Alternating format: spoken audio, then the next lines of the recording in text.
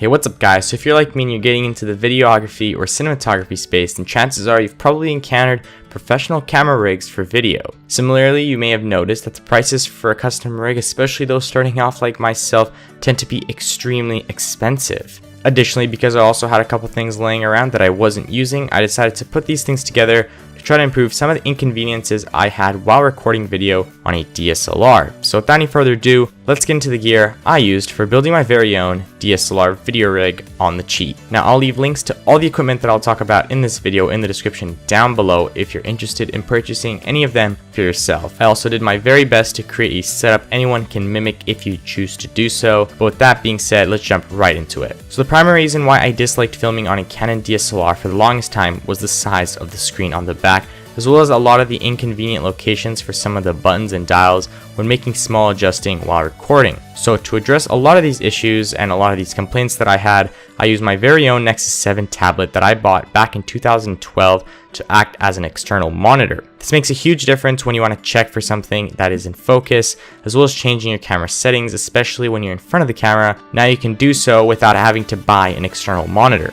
Now I'm not sure how much a Nexus 7 costs nowadays, but to be honest, any semi-old tablet that you have lying around should work just fine as long as it's running Android and has USB host compatibility. Now I'll get into why I say this later into the video, but otherwise you can search your local Craigslist or even eBay and you should be able to find a secondhand tablet for very cheap that you can use as an external display. And that's really the beauty of a DIY setup. You can really choose anything you'd like, and virtually anything will work, again, as long as it's running Android. Although having the external display is great and it's a perfect start, it's pretty pointless unless you have it attached to the camera. So in order to achieve this, I use an arm bracket that you can find on eBay, like most of these things, for just a few bucks. The bracket I used is the 11-inch model and it works great for attaching the tablet to the hot shoe, but because the Nexus 7 doesn't actually have a 1/4-inch adapter, I needed to use something in order to attach the tablet directly to the arm. So for that, I basically used a knockoff Manfrotto quick release plate. Now I know it may not sound like the most reliable thing ever, but considering it costs significantly less than the real plate and it functions identically to the real one,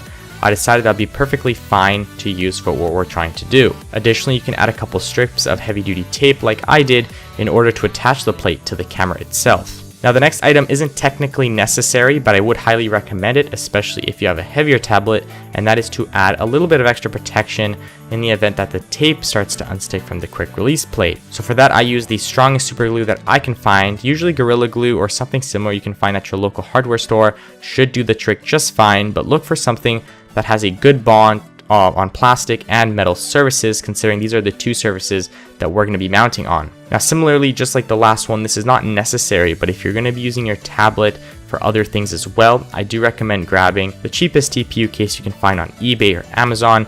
In the event that you want to remove the tablet from the rig, you don't actually have to dismantle the entire thing. Now with all the extra weight that it's attached to the camera now, I also picked up an L bracket that again is very inexpensive to help balance the rig when shooting handheld. Now additionally, the L bracket is also very useful since it does have a couple extra hot shoe mounts, one on the top and the side, to attach various other accessories onto the bracket. Now to hook everything up together, I used two separate cables. The first cable needed is just a simple USB cable. The pre-included one that comes with your Canon DSLR will work just fine. And the second one is an OTG cable. Now these are found very inexpensive, and they're actually extremely easy to find on eBay and are used to convert the full USB connector into a micro USB connector that will plug directly into the tablet. But Stefan, you didn't talk about the software you will need to make it work, and if you're asking yourself that, then you're completely correct. As I alluded to earlier in the video, you will need a device that runs both Android and that has USB host compatibility. Additionally, this will only work with a Canon DSLR, so for all you Nikon and Sony users out there, unfortunately you're out of luck and this just isn't possible. Now software wise, I will leave a link to the Google Play Store where you can go ahead and download the application itself. Now the app is called DSLR Controller and it will run you a couple bucks, but it'll give you access to virtually all the regular functions that you can adjust within your camera while shooting video. You can adjust your aperture, your ISO, your shutter speed, your white balance, and even focus magnification. And really, you can adjust so much more. You just have to really play around with it. It's a very powerful application, and you don't even have to touch your camera to get any of this to work. Now this app is truly the most reliable and versatile that I can find on the Google Play Store that offers so many settings that is so simple to use. So in conclusion, for under $50, not including the tablet itself, you've got yourself a very solid rig that, at least for myself, addresses many of the concerns and issues that I face when shooting on a Canon DSLR. Now sure, it may not perform to the level of a fully featured $400+ rig, but that wasn't really the point of this DIY. The point was to try to fix as many issues and annoyances that I had while shooting video, while trying to maintain a low price and use a lot of the things that I already have sitting at home not doing anything, and additionally having to pick up a couple other inexpensive tools to put the whole system together. And for under $200 with a cheap tablet you can go ahead and find on eBay or Craigslist, you really can't beat it, and I say you look pretty darn professional while using it too. But that's pretty much it, guys, for this video. Thank you all so much for watching. Let me know if you're going to create your very own professional camera rig, and if you already own one, let me know how you're enjoying it in the comments section down below. But other than that, I hope you all have an awesome day, and I'll catch you all later in the very next one. Goodbye.